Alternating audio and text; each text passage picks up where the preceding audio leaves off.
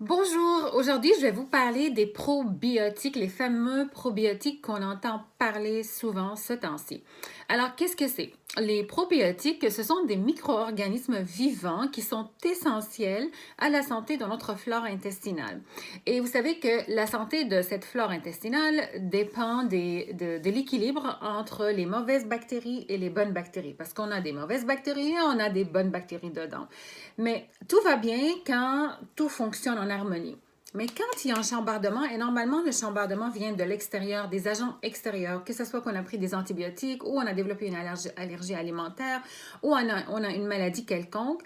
Donc là, il y a comme un agent étranger qui rentre et il va déséquilibrer ces bactéries et ça crée des problèmes digestifs parce que les probiotiques ou ces organismes vivants aident notre système digestif à se débarrasser des aliments non désirables que le corps n'a pas besoin et qui vont créer éventuellement des maladies.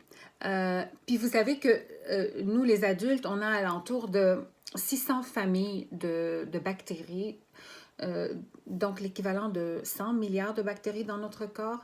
Et imaginez le chaos quand il n'y a pas un équilibre dedans. Qu'est-ce qui se passe? Donc, quand ça va bien, c'est parfait. Mais là, quand ça va pas, donc c'est là que c'est important de surveiller nos probiotiques. C'est sûr qu'on peut courir à travers les pharmacies, aller chercher des produits des produits naturels, mais vous savez que dans l'alimentation, on peut trouver des probiotiques aussi, tout dépendamment qu'est-ce qu'on mange.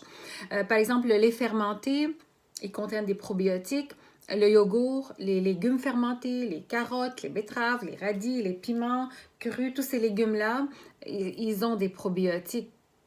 C'est génial. Donc, on trouve ça dans la nourriture. Le pain aussi à levain naturel, c'en est un.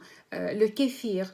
Les produits japonais aussi, le tamari, le tempeh, le miso. Le miso aussi, c'est super important au niveau des probiotiques.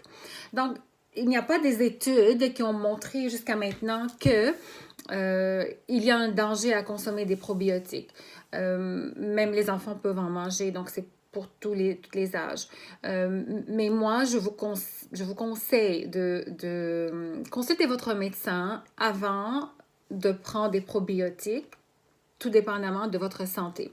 Les probiotiques soulagent, par exemple, les problèmes gastro-entérites, ceux qui ont des problèmes avec le côlon irritable, ceux qui ont la diarrhée aussi, des voyageurs, ils ont des allergies alimentaires ou tout simplement des allergies. Donc, il y a beaucoup de bienfaits à prendre des probiotiques. Mais encore une fois, il ne faut pas exagérer.